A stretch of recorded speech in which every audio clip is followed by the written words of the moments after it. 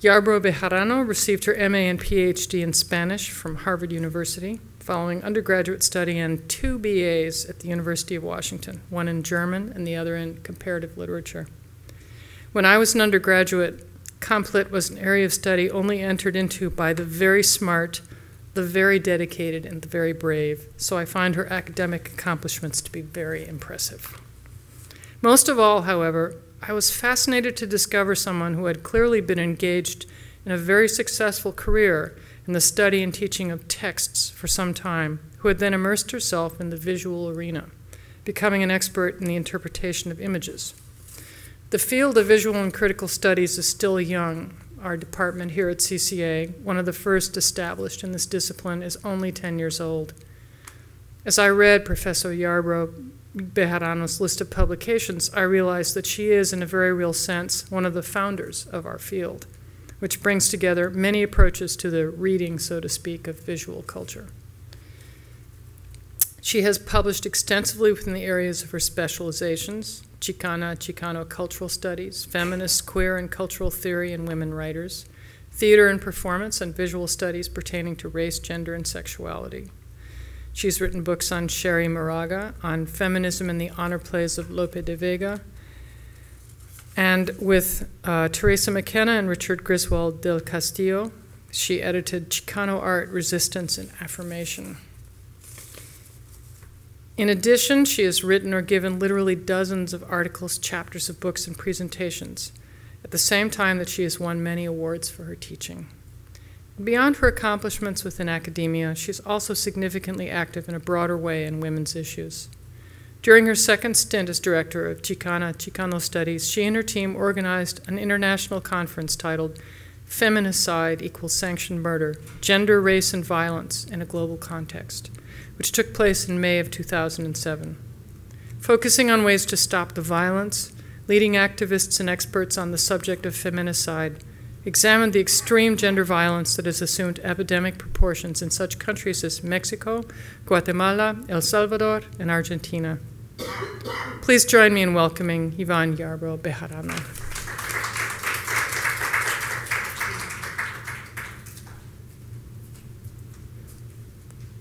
Thank you, Maria, and thanks to all the organizers that made it possible for me to be here this evening and share my work with you.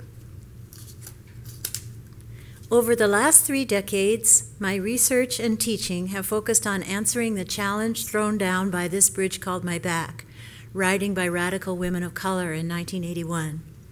How to think about race, sex, and gender simultaneously. My graduate seminar on this topic explores some of the major debates, tensions, questions, and issues that arise in theorizing race, sex, gender, and analyzing cultural production through this optic. The sex in this rubric refers mainly to queerness in my work. For the latter part of the 1980s and most of the 1990s, I worked on honing a race, sex, gender approach to cultural representations with the writings of Chicana lesbian Cherríe Moraga as creative interlocutor, culminating in my 2001 book, The Wounded Heart. In this sense, I have been fortunate to participate in the process of building a field of inquiry, constructing new critical practices, in part by learning from the limitations of earlier ones that neglected the acknowledgement of race, gender, or sexuality. My work is located at the junction of ethnic studies, feminist studies, and queer theory. I take from each a critique that questions the ingrained lines of inquiry of the others to produce a rich and theoretically stimulating analytic. This critical and theoretical agenda goes against the compartmentalization of these categories of analysis in the academy. Ethnic studies focuses on race and ethnicity, with scant, if any, attention to gender and sexuality, while gender and sometimes sexuality remain the preserve of feminist studies and the more recent institutionalization of what we might as well call white queer studies. In 1995, I wrote, quote, "The lack of attention to race in the work of leading lesbian theorists reaffirms the belief that it is possible to talk about sexuality without talking about race, which in turn reaffirms the belief that it is necessary to talk about race and sexuality only when discussing people of color and their texts," end quote. 15 years later, things haven't changed that much, as Sharon Holland points out in her afterword to the issue of GLQ dedicated to sexuality, nationality, and indigeneity, published earlier this year. Quote, "The constant tapping at the back door of queer studies investment in a color-bound but not color-blind subject hasn't done all that much to change the direction of the discourse," end quote.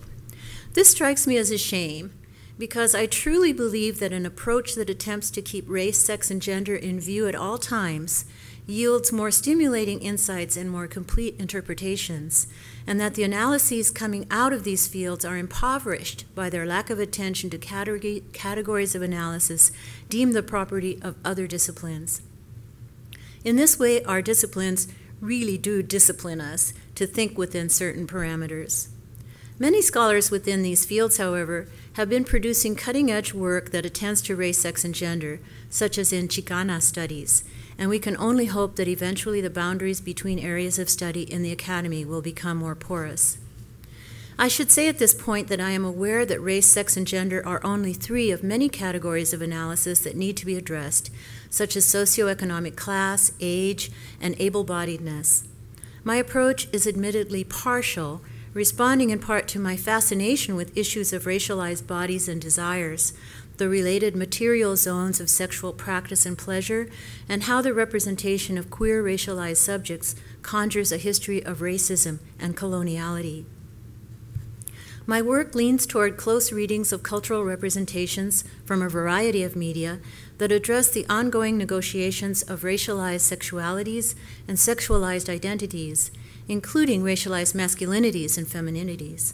Some of the questions that guide my thinking include: how is the mutual constitution of race, sex, gender theorized and represented? How is desire racialized? How is racial difference produced through sex as a material practice? And what is the function of sex in racial formation? How do we reconcile questions of pleasure and desire with histories of imperialism and the coloniality of power? How do these texts reinforce or contest stereotypes and the ideal bodies of national identity? Is it desirable to envision a bridging of queer communities of color by crossing the borders between the various fields of ethnic studies, as well as the geopolitical borders in a transnational, transfronterizo, or global network? What are the implications of globalized queerness? Although not always addressed directly, histories of activism against racism, sexism, and homophobia and transphobia support and inform my critical project. Over the years, I have become increasingly dissatisfied with the terminology we have devised to talk about relational identity or the significance of internal difference, specifically with the notion of intersectionality, which is why I now write race, sex, gender, with or without slashes, to communicate the seamlessness of these categories of experience and identity. Once so liberating and provocative, intersectionality appears now to be limiting our understanding of how race, sex, gender work together.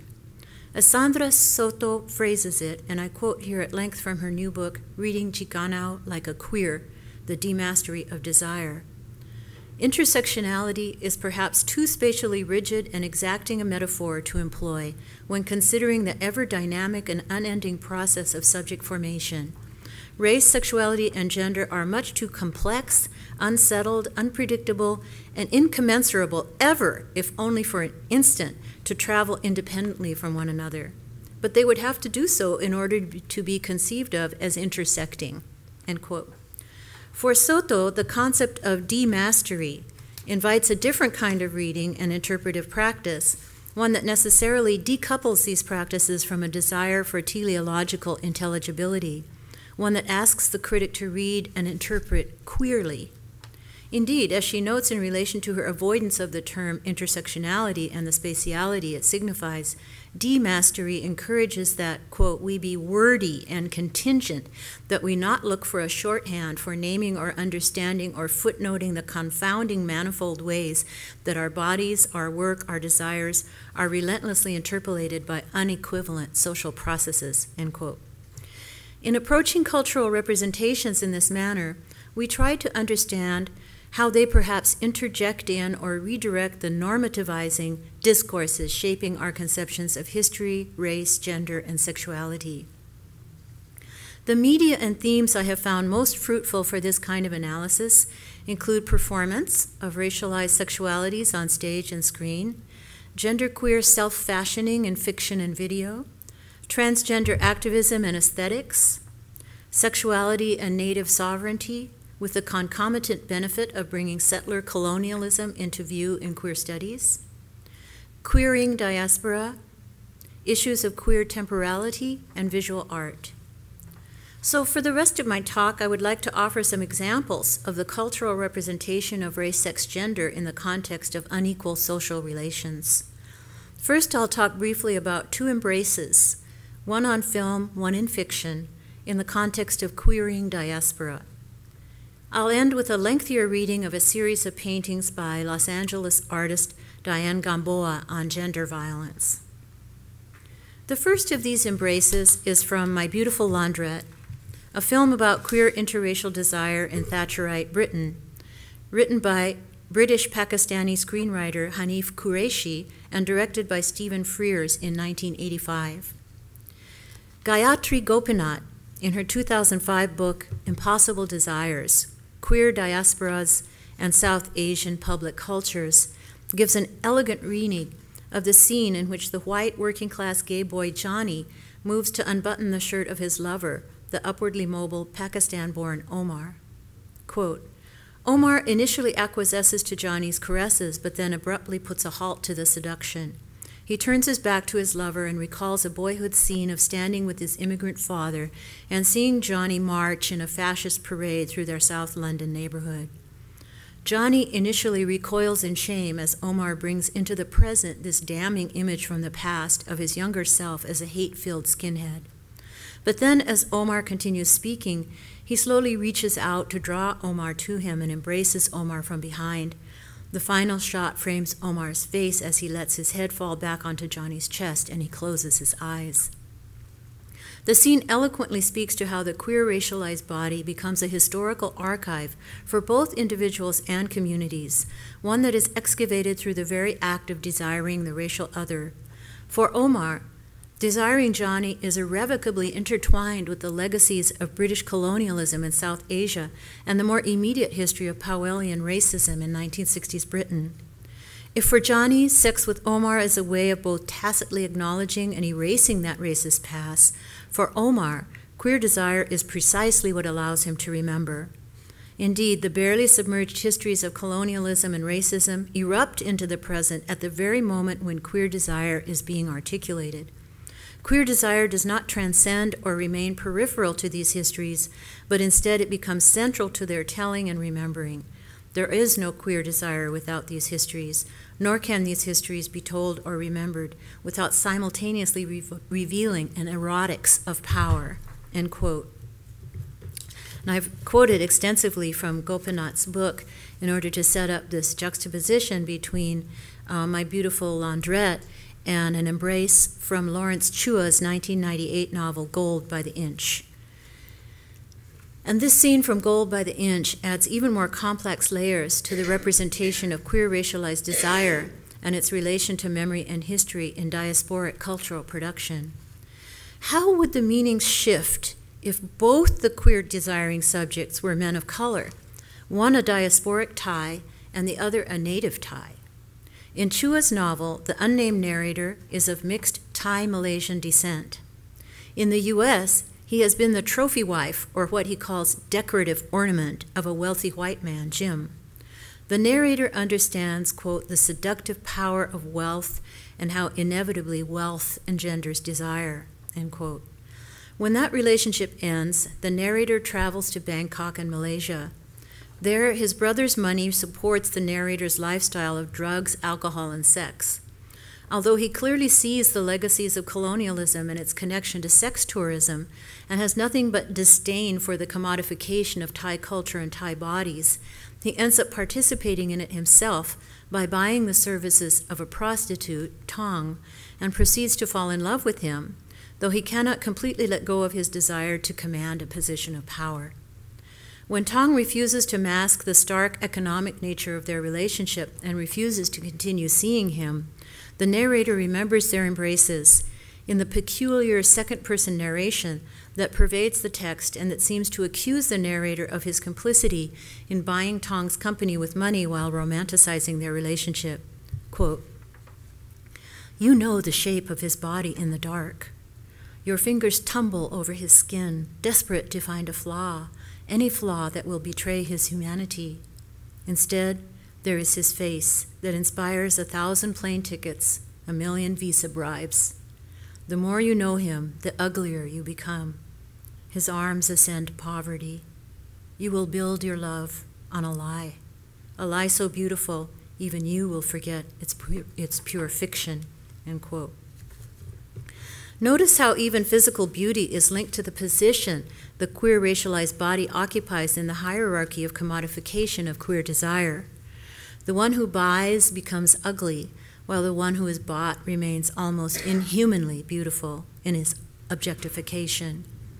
At the end of the novel, it is implied that the narrator returns to his relationship with Jim in the U.S., exchanging his role as consumer and objectifier of beautiful Thai men for his old role of commodity and object of desire as a beautiful Thai man himself. At the end of the novel, the narrator imagines Jim saying, "I love you because your body is expensive."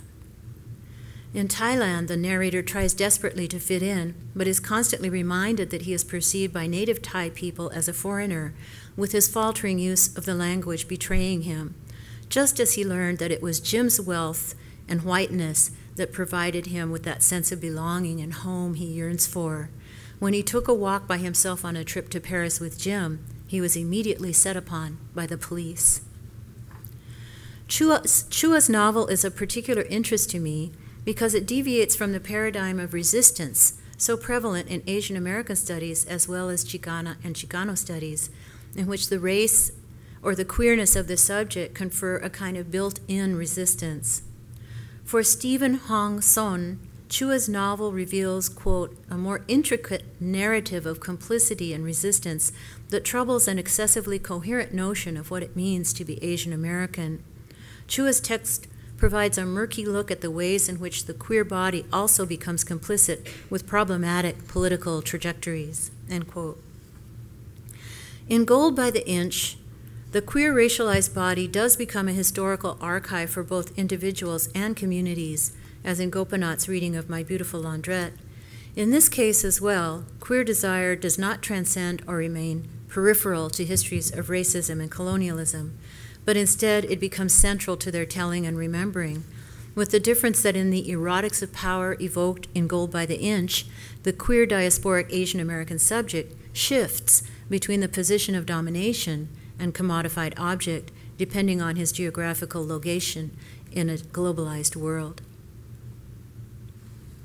In turning from the topic of queering diaspora to the painting of Diane Gamboa, I'd like to mark the flexibility of the race, sex, gender critical framework for analyzing diasporic cultural production, as well as the specific trajectories of people of color in the U.S. On this terrain, I feel an affinity with the queer of color critique, anchored in the books Disidentifications by Jose Munoz, Aberrations in Black by Roderick A. Ferguson, and What's Queer About Queer Studies Now, a special issue of Social Text edited by Eng, Halberstam, and Munoz.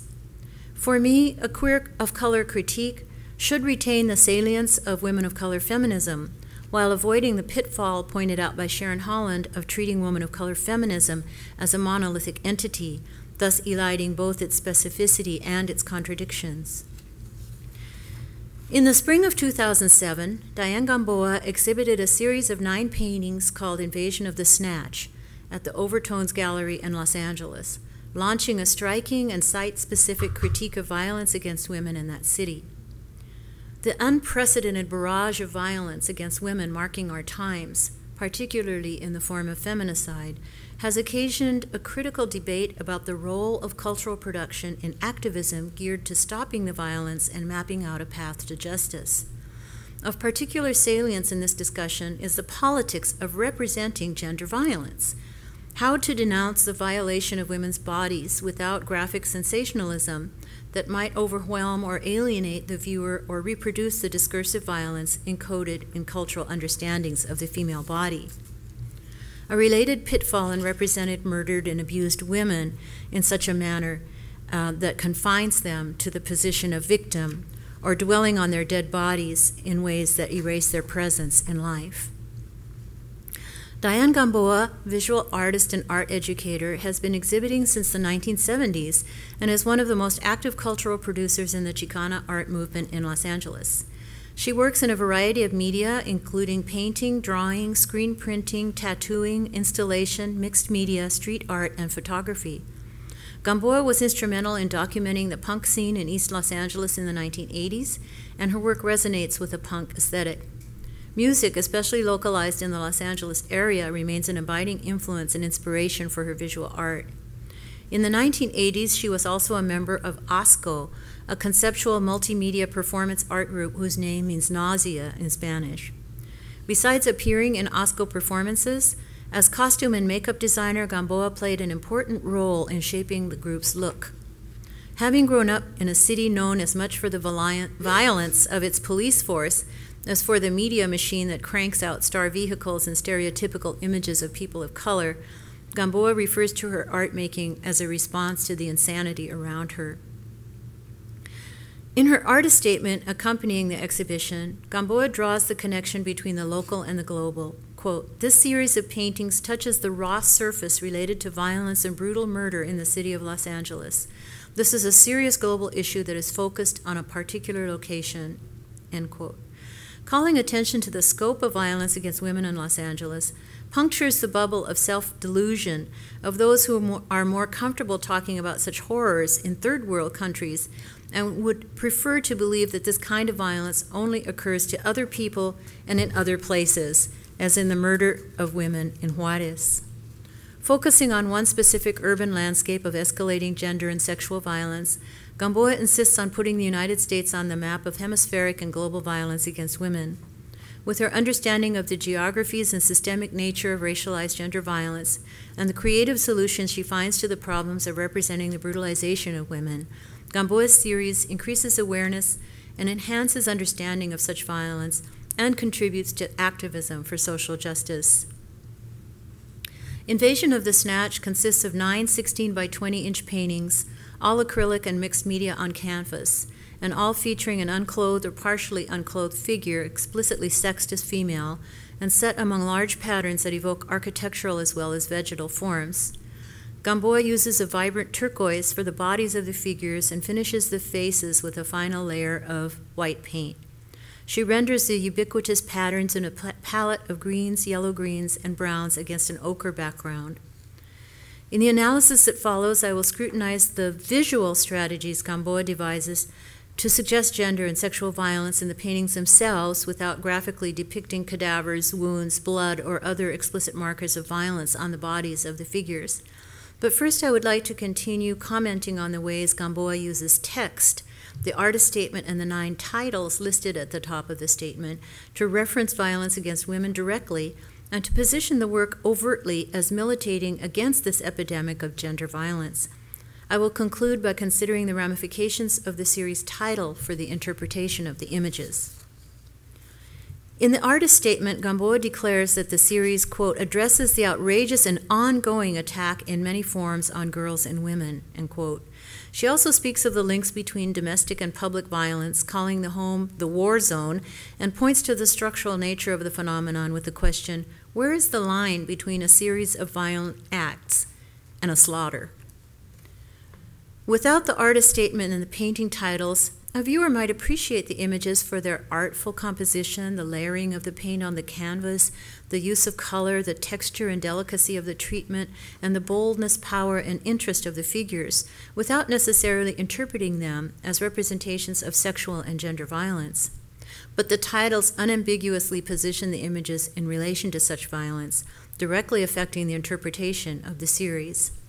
Some titles adopt the condensed, mundane, yet sensationalistic discourse of newspaper headlines, such as abusive treatment on the uprise, or violence against women in Los Angeles, where the everyday tone contrasts with the dynamic, punk-inflected style of the paintings. Other titles convey outrage, such as repeatedly beat and raped to death, dismembered in the enameled bathtub, unidentified on a cold slab, or damaged goods the rest of her life.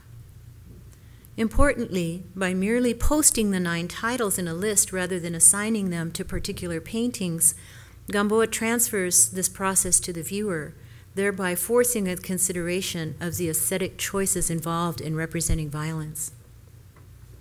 In the statement, Gamboa does not make Latinas the exclusive target group, referring broadly to violence against girls and women and stating that, quote, abusive treatment and rape is on the uprise in all economic, race, and age groups, end quote. Gamboa here recognizes the fact that all women are in danger for the mere fact of being women. By not constricting her concern to violence against Latinas in the statement, Gamboa signals the need for coalition building across social class, race, geographical location, and age.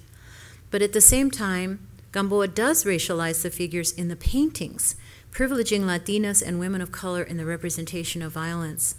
While the work does not use brown skin to signify Chicana identity, the figures in the 9 paintings do exhibit Gamboa's signature drawing of facial features, revisiting visual codes common in Chicana and Chicano art that guide the viewer to read these bodies as Latinas. Not only does Invasion of the Snatch visually identify Latinas as targets of violence, the series also draws attention to the particular situation of migrants.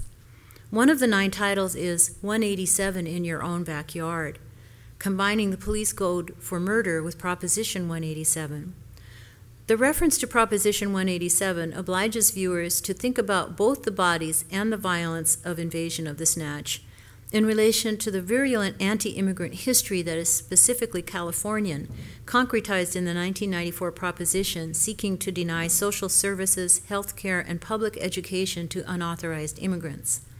Unprecedented immigration from Mexico has aggravated the existing misogyny, racism, and classism fueling violence against Latinas outside the home, accompanied by hostile political discourses of a border out of control.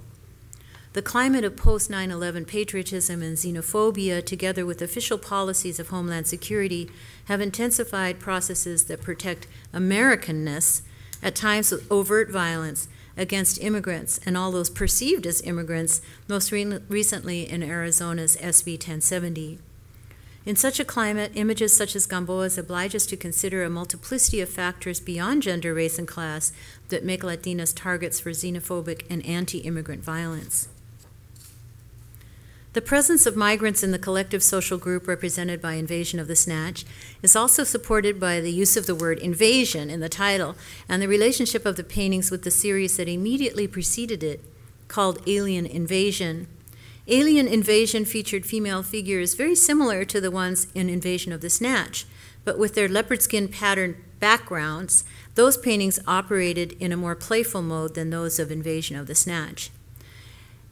In various presentations on her work, Gamboa has explained her method of working out elaborate concepts or narratives that inform her finished paintings or drawings, but that are not necessarily visible or legible.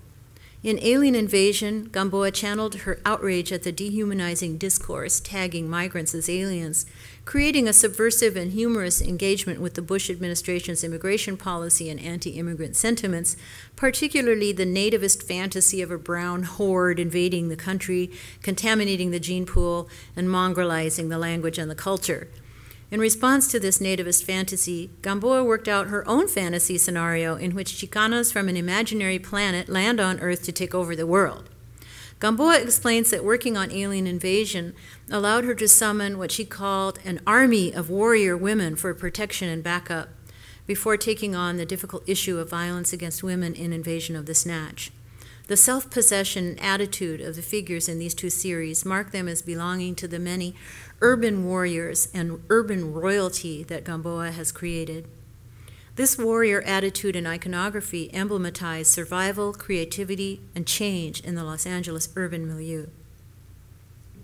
The extra and intertextual scenarios that support and inform Invasion of the Snatch help explain the powerful presence of the figures, imbued with a larger-than-life stature, strength, and power, Rather than depicting murdered and abused women as lifeless victims, Gamboa's haunting figures seem to stand in for the victims on an almost mythic level. Where Chicana filmmaker Lourdes Portillo uses photographs of the dead and missing women to evoke their presence in her film Señorita Extraviada, Missing Young Woman from 2001, cultivating what Rosalinda Fregoso calls a meditative hieratic rhythm, Gamboa employs her non-realist aesthetic to memorialize a group of targeted women, creating a more dissonant tone with a hint of aggression or menace. These figures can be seen as girded for urban battle in a counter-fantasy of defense and protection of women. The pronounced monochromatism of the 9 paintings, turquoise for the bodies, white for the faces, greens and browns for the patterns, conveys the idea that gender violence transcends individual acts to constitute a systemic phenomenon. The repetition of the same colors in each painting suggests the serial nature of the violence, not in the sense of one serial killer being responsible for all the attacks, but evoking the pervasiveness of the violence through the recurrence of certain characteristics. Furthermore, within this sameness, there is an attention to detail and individuation that distinguishes one figure from another. For example, how much of the body is depicted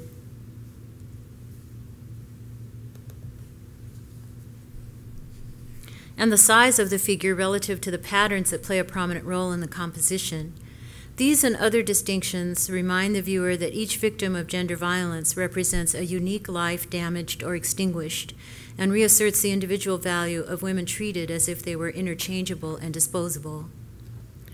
Gamboa's drawing of the figures introduces variations within the group that go beyond signaling individual attributes to interrogate differences within the very construct of woman. The explicitly female bodies combine with features and other markers associated with masculinity or gender ambiguity, provoking a queer reading and creating an opening to talk about the brutalization and murder of gender nonconforming men and women and transgender women as well. The gender ambiguity of the figures is achieved primarily in the strength and size of the neck, the powerful lines of the browed shoulders, and the slightly oversized, shaved, or bald heads. In this way, besides considering the multiple categories discussed above in attacks on Latinas, Gamboa also theorizes gender violence through gender nonconformity. By engaging the gender construct of woman, the series calls attention to a range of femininities and masculinities performed by bodies perceived as female. Invasion of the Snatch, as another work by Gamboa, registers current understandings of the exceedingly complicated and diverse spectrum of human genders. This awareness extends to the related projects of destabilizing notions of gender normativity and critiquing the policing of gender conformity. With the figure's bold sense of self, sexuality, and agency, the series carries on Chicana artists' project of questioning representations of Chicana femininity, beginning with the now iconic images of the 1970s by Yolanda Lopez and Esther Hernandez, expanding the dialogue to include the masculinities of Latinas and the femininities of transgender Latinas. Invasion of the Snatch rethinks the sign of woman and normative gender to account for marginalized subaltern subjectivities under the rubric of Latinas and violence. In her work on cultural representations of feminicide, Rosalinda Fregoso critiques art that relies on the cadaver to represent the terror and the horror of gender violence. Fregoso also examines cultural production that finds other means to bear witness to feminicide besides using the dead body as primary signifier of gender violence. While Gamboa's aesthetic is very different from the works Fregoso analyzes, which tend to adopt the idioms of religiosity and spirituality, Invasion of the Snatch devises multiple creative means to resolve this dilemma and to retain the subject's personhood and agency while making space for targeted people who have been marginalized within the discourse, theory, and representations of feminicide. These aesthetic strategies include a certain ambiguity or oscillation in the presentation of the figures and a layering of meanings drawn from heterogeneous sources.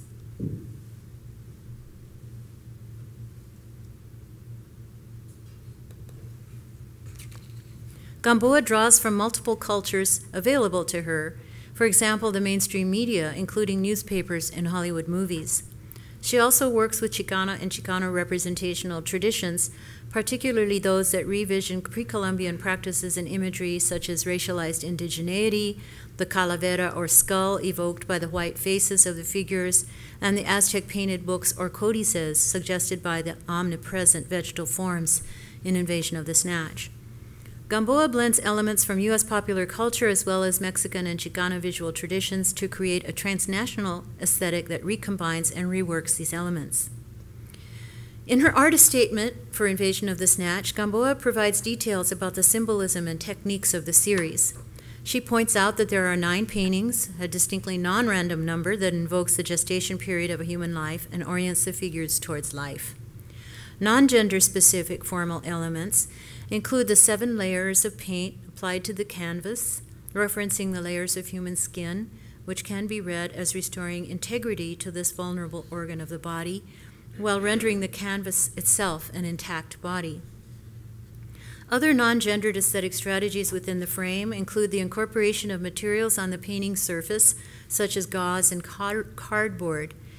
The gauze layered on the figures' bodies is evocative of binding wounds, and the cardboard is suggestive of the boxes in which bodies are often found and evidence is stored. These layered materials, especially the ochre-colored cardboard backgrounds, contribute to the highly textured beauty of the paintings while referencing violence indirectly. The largely unclothed state of the bodies gives rise to connotations of exposure and violation. The bras and garter belts of some of the figures do mitigate the figure's nakedness and take it in a more erotic direction, suggesting sexual empowerment. When she works with nudes, Gamboa tends to dress them up, though not necessarily with clothing. Here, Gamboa adorns the figures with heavy, at times radically oversized, gold-colored accessories that provide unusual visual interest.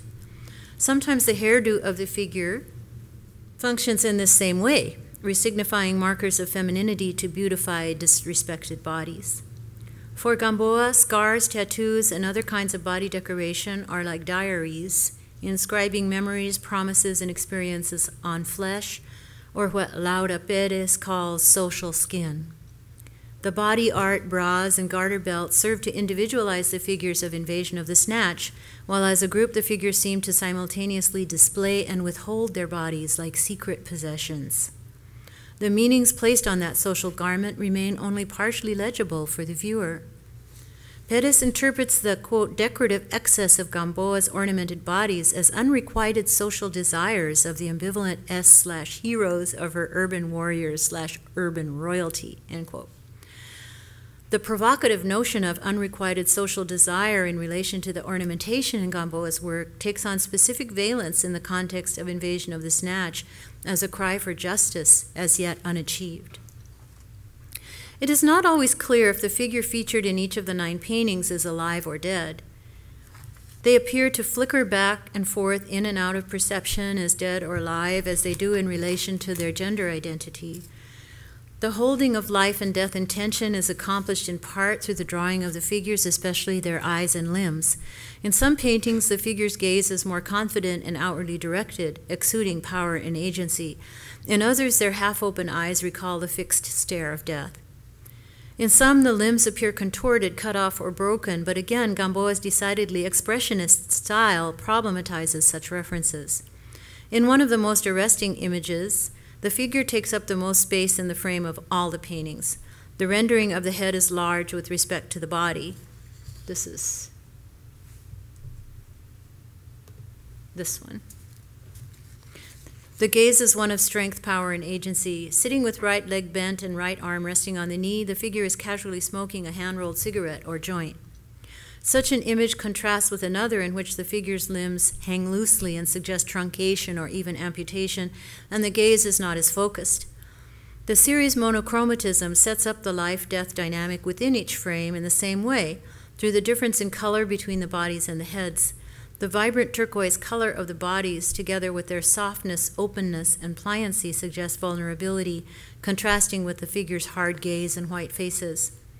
Gamboa describes the color of the bodies as lush, healing, and organic, while the final layer of white paint used for the heads evokes shock and blood drain. The beautiful color of the bodies counters the viciousness of feminicidal violence, even as the lack of color in the figures' faces puts it before our eyes. The title Invasion of the Snatch is a clear popular cultural reference to the 1956 film Invasion of the Body Snatchers, directed by Don Siegel, remade in 1978 with a young Donald Sutherland and directed by Philip Kaufman. In the story, beings from outer space are taking over the world by replacing human beings with emotionless duplicates that grow in large pods. The syntactical ambiguity of Gamboa's title allows it to be read in two directions, with the preposition of functioning as the hinge between the two meanings of snatch, as the subject or the object of the action of invading. In this sense, the title's reversibility is a variation on the flickering effect already discussed between gender identities and life or lifelessness. On one hand, invasion of the snatch means the violation of women's bodies on an epic scale. Snatch, defined as a quick grab or catch, is sexual slang for vagina or for having sex with a woman. Read in this direction, the title of the series refers to the objectification of women, the abusive violation or invasion of female bodies, as well as the reductive equation of women with their genitals. The syntactical ambiguity of the title, however, also allows for the snatch, that is, women, to become subjects, to become the ones who are doing the invading. This reading recuperates the derogatory term and thrusts an erased subjectivity into the foreground. Furthermore, this reversal allows for the possibility of militant defense on the part of the violated and their potential to overrun the space from which they have been banished, even as they are equated with their desecrated sex itself. This reading, foregrounded by the association with the film The Invasion of the Body Snatchers, aligns the figures in the paintings with the alien invaders, as in Gamboa's earlier series, Alien Invasion. In the films, there is a strong visual connection between the pods and female genitals. The womb-shaped pods open their labia to reveal the smooth, gleaming duplicates growing inside. The vaginal nature of the pods is more pronounced in the 1978 color remake, especially in the scene in which the head of a duplicate becomes visible, pushing its way out of the pod, equating the pod with the birth canal and imitating the crowning phase of childbirth. In effect, the pods are the snatch, in the sense of externalized wombs and vaginas unencumbered by the rest of the female body. The pods give birth to the alien monsters in a perversion or parody of women's reproductive potential, and at the same time retain a strong vegetal association. The pods/vaginas are clearly intended to be repulsive, especially in the climactic scene of the remake in which 4 quivering duplicates are emerging from their pods. Very gooey. Gamboa transforms her source film's negatively charged vegetal and female reproductive imagery in the proliferation of her signature ornamental patterns in greens and browns. These patterns configure much of the space of the paintings and contribute to the exquisite composition of the pieces.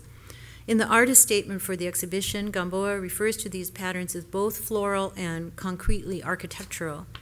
Arising from Gamboa's transnational imaginary, the patterns evoke both the architecture of downtown LA as well as the Aztec codices. Some of the forms have jagged points that look like fangs, and some overlap with or touch the bodies. In most paintings, the figure is behind at least one pattern, which can appear to menace, overwhelm, absorb, or otherwise invade the figures, and in some images, the patterns occupy more space in the frame than the figure.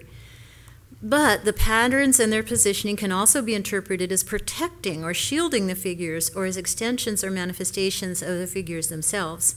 In one painting, the point at which the vegetal form cuts across the body marks the boundary between the arm on one side and a kind of prosthesis for the missing hand on the other, softening the effect of amputation or dismemberment. In some paintings, the gauze applied to the figure is also covering part of the pattern, and in another image, the pattern has received the same final layer of white paint as the faces. These last examples could suggest a more sympathetic or symbiotic relationship between the forms and the figures. Both as a site for theory making about race, sex, gender, as well as about gender violence, Invasion of the Snatch calls for ethical, political commitment and bears eloquent witness to violence against women in Los Angeles. In conclusion, I hope with these few examples from film, fiction, and visual art to have given you an idea of the flexibility and range of this critical approach to race, sex, gender in the analysis of cultural production. Thank you.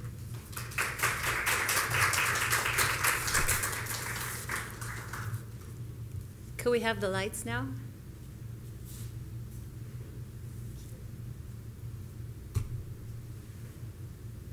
Comments, questions? How much do you think it's possible to understand Bella's project without knowing? That's why I made that point, that if you didn't have the titles, I don't think it would be very difficult to read them in reference to gender violence. But she is intensely verbal as well as intensely visual. So does she think of the titles as being an integral part Yes, definitely. And I think they all, I mean, even Untitled, we have to negotiate that, right? Even if there's no title, Untitled is the title, right? And it bears meaning. So I'm very interested in text and image. Sometimes within the image itself, artists use text, and I'm always very interested to see what actual words appear in an image. But I think the interplay between the image and the title is very productive for understanding the meaning of the piece, and especially with Chicana and Chicano art, the play with the two languages or bilingual titles. You know, it's very, very interesting. Like Esther Hernandez, one of the iconic images that I mentioned is called Libertad, which is liberty in Spanish, and it's an image, it's a lithograph, an image of a Chicana sculptor about 3/4 of the way up the Statue of Liberty on a scaffold, and she's chiseled the bottom 3/4 of the Statue of Liberty into a Mayan stele. So the libertad, the fact that the liberty, Statue of Liberty, but that she calls it libertad, it makes the point of the piece clearly, both in verbal and visual form, that this, she made it sort of as a response to the bicentennial, right, with all this celebration around 1776, right? So with this image, she's humorously but strongly reminding people that, for thousands of years, right, the Americas were a landmass where people moved up and down without restriction along these trade routes that are now cut into two nation states, right? A lot of these figures are adorned with very ornate patterns, whether it be in the background or with what looks like jewelry. And I'm also wondering, I wonder if you thought about what maybe the actual body are. Like some figures have tattoos, it seems like, and I wonder what those tattoos might signify. And I'm wondering if maybe that could be, thinking about tattoos as a form of high tolerance for pain, perhaps. Oh, interesting. And I wonder if that might have to do with some of the gender violence taking place in these representations. But I wonder if you thought of anything else. But that's very interesting. I hadn't made that connection. It's self-inflicted violence. It's self-inflicted pain, not violence, but it's self-inflicted pain, right? So again, there's the issue of agency and control. Like, I choose to have this inscribed on my body, rather than in an incident of gender or sexual violence where there's no agency, there's no choice, right? It's just something is written on your body. The violence is written on your body.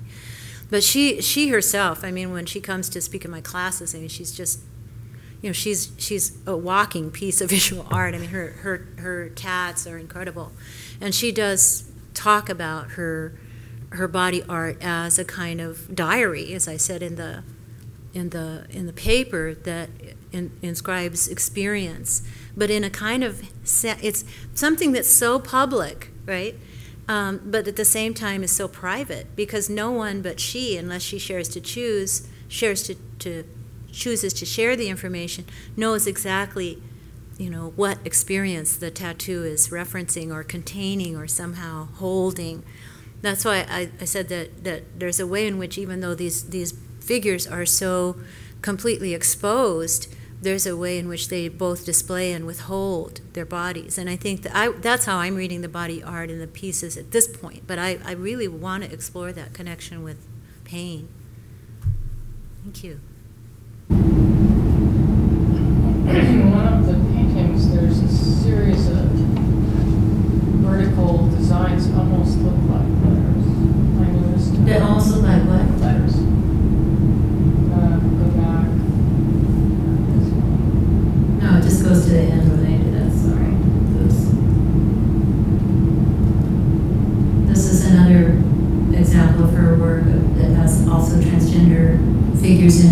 enough series, she calls it. Do you have work from her other series that you talked about? The Alien Invasion? No, I don't.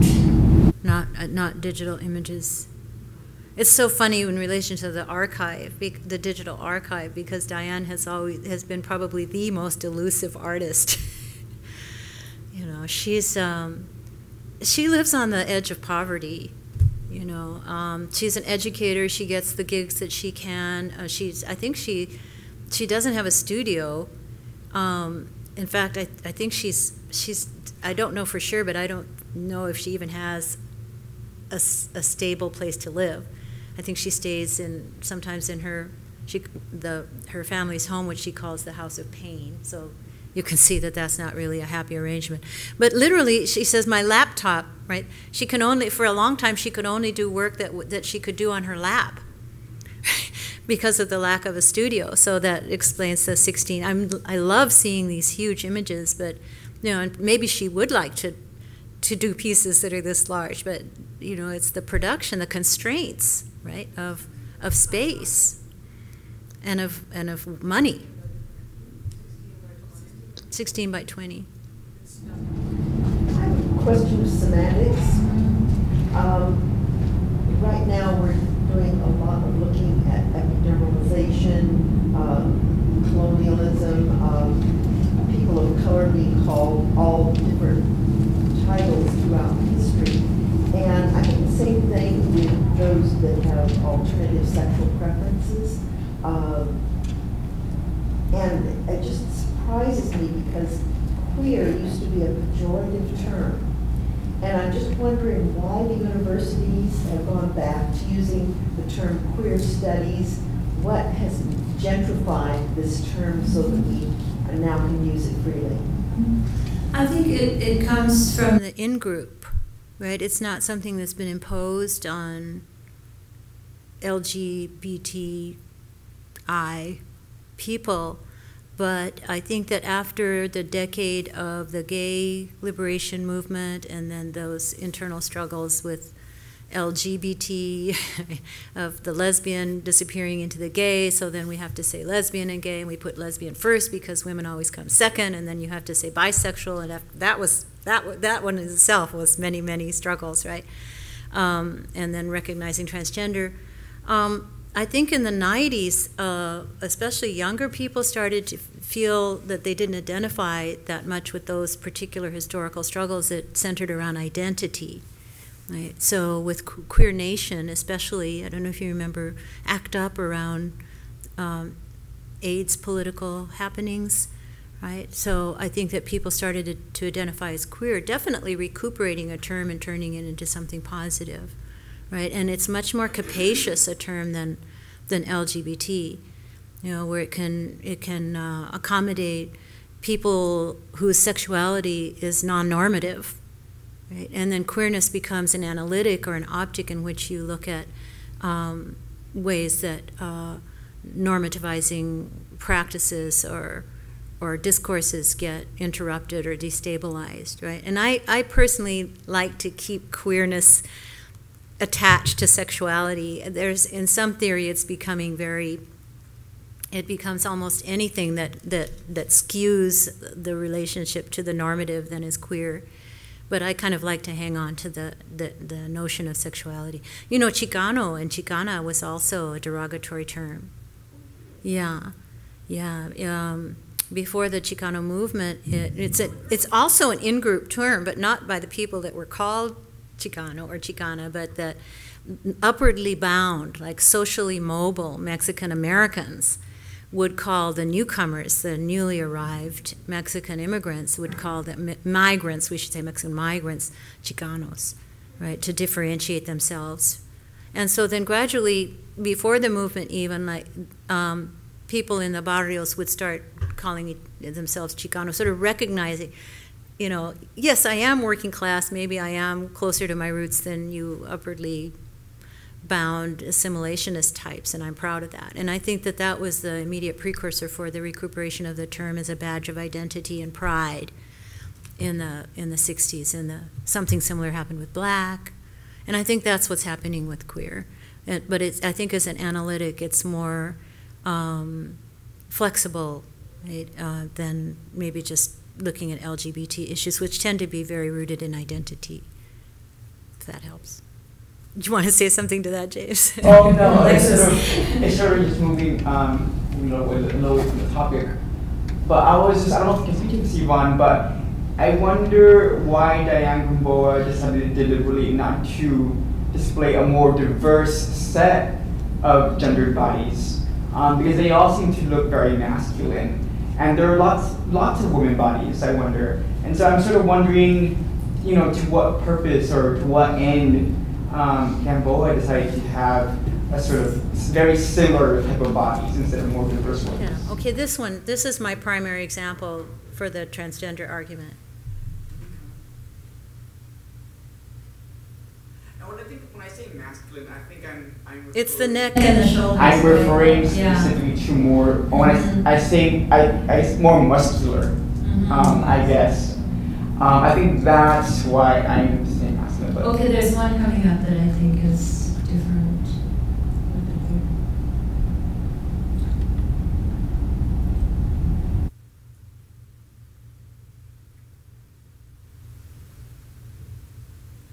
Well, that's great. I mean, I thought that maybe people would have a hard time accepting my argument that these bodies are not gender nonconforming or gender queer, but you're seeing the opposite. Well, what about that one? Well, see, she paints them all with the. I think they're ambiguous. They're completely ambiguous. Mm-hmm. I think they're ambiguous. Let me see if I can. Now I'm happy I have it, but she has like a lot of the series called the Pinup series, and then some of them started coming out transgender, so she called those the Pin Down series. So that one, this is a horrible quality, but this is an example of the. It may be wishful thinking in a way, because the reason why men that attack women are able to be successful is because of the tremendous upper body strength that men have compared to women. And that makes it very difficult for a woman to defend herself. So by beefing up the upper body strength for women, maybe that is a reaction to the fact that she would be able to defend herself. See, like this figure. Very feminine. Well, I think it looks very transgender. yeah. So, what can I say? I mean, I think part of it is a style. I mean, that's the way she draws figures. But I think that, I mean, one time when I started pushing on this a little bit, she did start talking about an experience that she had when she was young with a friend of hers that turned out to be transgender and that had experienced a lot of violence in her life. So, we're not supposed to want that kind of information about the artist's life, but it meant a lot to me to know that there was kind of like a well of experience that she was drawing this out of, as well as kind of validating my reading of the pictures. Yeah, and I'm not the only critic that's commented on it, the androgyny or the trans quality of some of the figures. But you're sort of seeing them across the board as like that. Interesting. Even the one with the long hair. oops. Oh, I think I blew it. But you see that the Urban royalty, right? It's like, this is like what Pettis is talking about, the unrequited social desire. She also does this incredible artwork called Paper Fashions, where literally with paper she creates high fashion on her models. And sometimes she uses transgender women for her models as well.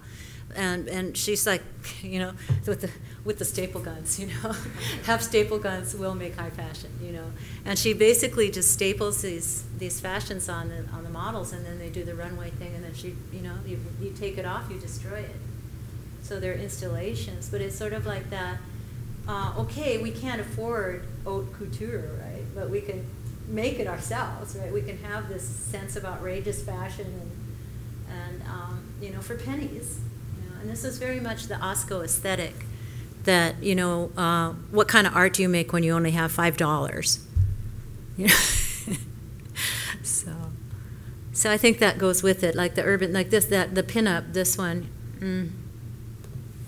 you know, the tassels and the jewelry and the body art, and it's all, you know, sort of dressing up these figures to make them some kind of, you know, it is kind of an excess of ornamentation that sort of, you know, partakes in a kind of a wealth, right, that you can have access to apart from an income. It's very interesting that, though, relates to the bit that is put on a horse. If you look at the metal piece, right in that corner, the two chains, and the piece that's going around her stomach, this would be the way that a horse would be controlled. Some of her work definitely kind of evokes bondage and SM scenarios, yeah. Anything else? You ladies, what do you think? Any comments for me? Well, I want to thank everybody for coming. Thank This is you. a really great lecture. Thank you very much.